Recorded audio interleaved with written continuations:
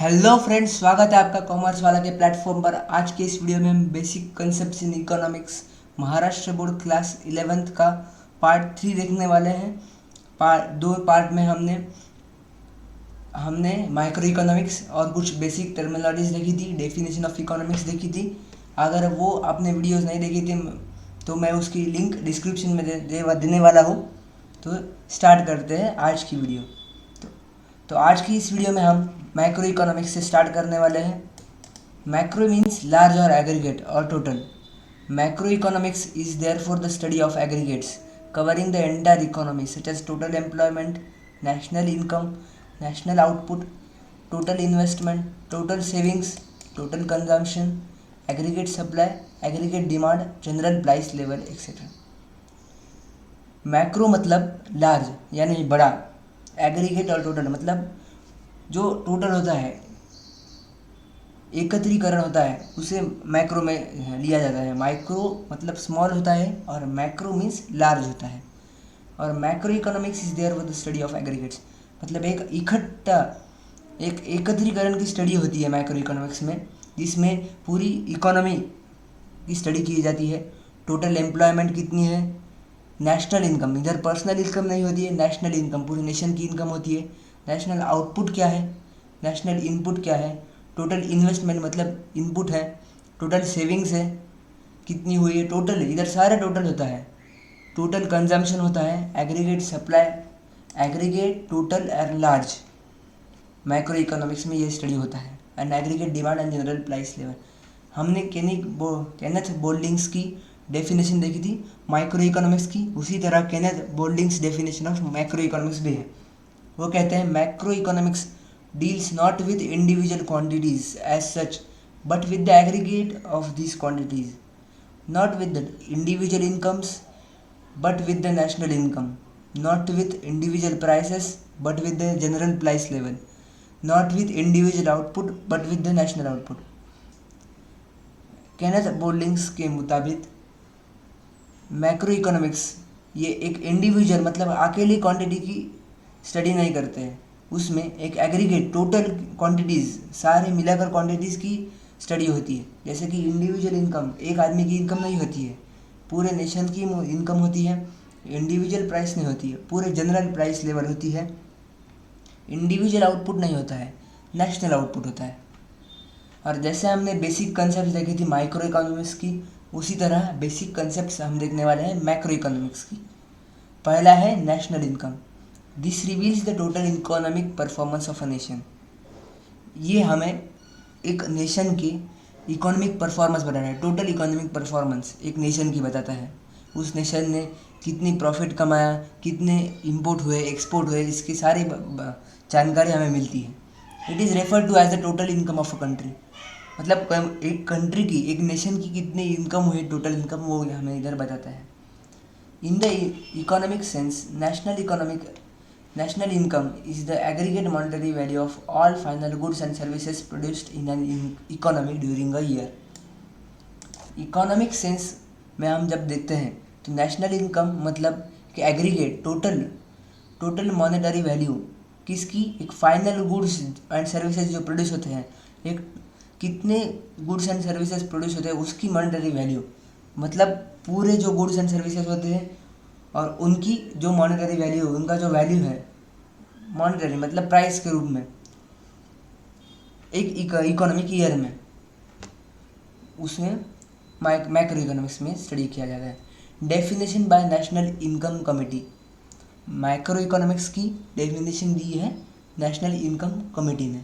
वो क्या कहता है, national estimate measures the volume of commodities and services turned out during a given period counted without duplication. एक national estimate क्या major करता है, एक volume of commodities and services, कितने कमोडिटी एंड सर्विसेज प्रोड्यूस हुए एक गिवन पीरियड में, एक निश्चित कालावधि में, विदाउट डुप्लीकेशन मतलब उसके दो बार काउंट नहीं होना चाहिए, एक बार ही काउंट होना चाहिए। फर्स्ट पॉइंट हमने देखा था नेशनल इनकम, सेकंड पॉइंट है saving. It is that part of the income which is set aside to satisfy the future needs by foregoing current consumption। मतलब हमने जो नेशनल इनकम हुई है उसमें जो पार्ट हमने सेव किया है, ताकि आने वाली जो घटनाएं है, फ्यूचर नीड्स है, हमारी जो भविष्यकालीन गरज होती है, ज़रूरतें होती है, वो सेटिस्फाई करने के लिए जो हम एक भाग जो रखते हैं उसे सेविंग कहते हैं। In other words, saving is that part of income it is not spend currently on consumption. Saving एक ऐसा पार्ट होता है इनकम का जो अभी स्पेंड नहीं करते, हम अभी खर्चा नहीं करते हैं, वो हम एक जमा करके रखते हैं फ्यूचर के नीड्स को सेटिस्फाई करने के लिए। तीसरा पॉइंट है investment. It refers to creation of capital assets through mobilisation of savings, यानी मशीनरी, इक्विपमेंट। अलग अलग बिजनेस होते हैं, उसमें अलग अलग प्रकार की इन्वेस्टमेंट होती है। हमने देखा है मशीनरी है, इक्विपमेंट है, ये जो इन्वेस्टमेंट होती है हम क्यों करते हैं? कैपिटल एसेट्स मतलब हमको रेवेन्यू जनरेट होने के लिए हम करते हैं, तो इसे इन्वेस्टमेंट कहते हैं। चौथा है trade cycles. Trade cycles are fluctuations in business, they are ups and downs in the overall economic activities.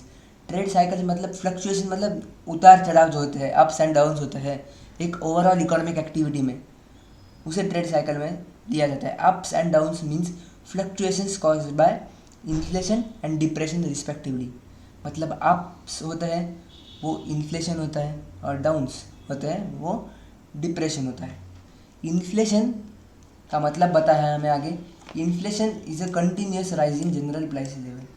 जो प्राइस लेवल है उसमें राइज होती जाती है, बढ़ते जाते हैं प्राइस लेवल, मतलब महंगाई होती है इन्फ्लेशन में। और डिप्रेशन मतलब depression is a continuous fall in overall prices, मतलब जो प्राइसेस है गुड्स और सर्विसेज की वो डिक्रीज होती जाती है, fall. And lowering down of economic activity in general. Economic जो एक्टिविटी होती है वो लोअरिंग हो जाती है, कम होती जाती है। हमें एक चार्ट दिया है डू यू नो करके, उसमें लिखा है unemployment created due to impact of cyclical fluctuations is called cyclical unemployment. जो अनएम्प्लॉयमेंट बेरोजगारी होती है तैयार किससे? साइक्लिकल फ्लक्चुएशंस, मतलब एक सर्कल के फॉर्म में फ्लक्चुएशन उसको कहते हैं साइक्लिकल अनएम्प्लॉयमेंट। पांचवा पॉइंट है economic growth. The term economic growth has a quantitative dimension, quantitative and qualitative. Quantitative मतलब एक नंबर के स्वरूप में होता है। In simple words, economic growth means an increase in the real national income of the country over a long period of time. Economic growth मतलब जो country है, नेशन है, उसमें उसकी ग्रोथ होना, किसमें? रियल नेशनल इनकम, मतलब उसकी जो इनकम है उसमें ग्रोथ होना, उसे over a long period of time, बहुत ज़्यादा समय में एक ग्रोथ होना उसकी रियल नेशनल इनकम में, वो इकोनॉमिक ग्रोथ में लिया जाता है, वो क्वांटिटेटिव डायमेंशन है। सिक्स्थ कंसेप्ट है economic development. This is a wider concept which has a qualitative dimension. ये जो इकोनॉमिक डेवलपमेंट है ये क्वालिटेटिव डायमेंशन है, क्वालिटी, और जो हमने इकोनॉमिक ग्रोथ देखा था वो क्वांटिटेटिव डायमेंशन है। Economic development implies economic growth plus progressive changes in certain important variables which determine well being of the people. इसमें क्या होता है, इकोनॉमिक ग्रोथ तो होती है, उसके साथ साथ प्रोग्रेसिव चेंजेस, मतलब जो हम चेंजेस करते हैं, प्रोग्रेसिव चेंजेस मतलब हम में जो प्रगति होती है, क्यों well being of the people, जो लोग हैं वो अच्छी तरह से अपना जीवन बिता सकें, एजुकेशन और हेल्थ है, मतलब अच्छा शिक्षण करने से हम में एक वेल बीइंग होते हैं, हम साक्षर बनते हैं, तो ये क्या हुई, हमारी प्रोग्रेसिव चेंजेस हुई है हमारे, तो एक इसमें इकोनॉमिक डेवलपमेंट में होता है। तो इकोनॉमिक डेवलपमेंट होने के लिए इकोनॉमिक ग्रोथ भी होनी चाहिए और प्रोग्रेसिव चेंजेस भी होनी चाहिए। तो हमें एक ऑलवेज रिमेंबर करके एक चार्ट दिया है, एग्ज़ाम में बहुत बार पूछा जाया है और पूछने की संभावना भी है आगे। इसमें इकोनॉमिक ग्रोथ और इकोनॉमिक डेवलपमेंट का डिफरेंस दिया है। Economic growth means an increase in the real national income. जैसे कि मैंने बताया आपको, इकोनॉमिक ग्रोथ में जो नेशन की इनकम होती है उसमें ग्रोथ की स्टडी की जाती है, और economic development indicates economic growth plus progressive changes in certain important variables. कुछ इंपॉर्टेंट वेरिएबल्स हैं उसमें जो ग्रोथ होती है वो और इकोनॉमिक ग्रोथ। और कौन से variables which determine well being of the people, जो मनुष्य की वेल बींग मतलब वो एक सुधार आयुष्य बताने में सुधारना हमें बताते हैं। और economic growth this concept is narrow and quantitative, एक छोटी कंसेप्ट है but this and economic development जो कंसेप्ट है this concept is broader and qualitative.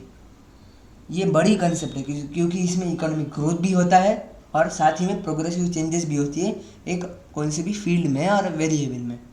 Third point बताया डिफरेंस का, economic growth is possible without economic development. जैसा कि मैंने बताया इकोनॉमिक ग्रोथ ये इकोनॉमिक डेवलपमेंट के बिना भी हो सकती है, बट इकोनॉमिक डेवलपमेंट होने के लिए हमें इकोनॉमिक ग्रोथ चाहिए। और चौथा पॉइंट यह है, economic growth is a unidimensional concept, मतलब सिंगल डायमेंशनल होती है क्योंकि एक ही कंसेप्ट हम स्टडी करते हैं। और economic development is a multi dimensional concept, इसमें मल्टी मतलब बहुत सारे होते हैं, जैसे कि इकोनॉमिक ग्रोथ भी है, प्रोग्रेसिव चेंजेस भी है। और पांचवा पॉइंट दिया है, economic growth is spontaneous and reversible. Spontaneous मतलब तत्काल होती है वो चेंजेस, और रिवर्सिबल वो चेंज हम कर सकते हैं, नीचे ऊपर हो सकता है। इकोनॉमिक डेवलपमेंट इज डेलिबरेट, ज़्यादा चेंज नहीं होता। एक बार हम शिक्षित हो गए तो वो हम फिर से नहीं हो सकते। इरिवर्सिबल कि हम फिर से अशिक्षित तो नहीं हो सकते, हमें लिखना पढ़ना आता है तो लिखना पढ़ना आते ही रहेगा, क्योंकि हमने इधर एग्जाम्पल लिखा था एजुकेशन का है, हेल्थ का है। और सिक्स्थ पॉइंट है, economic growth is measured in terms of national income and per capita income.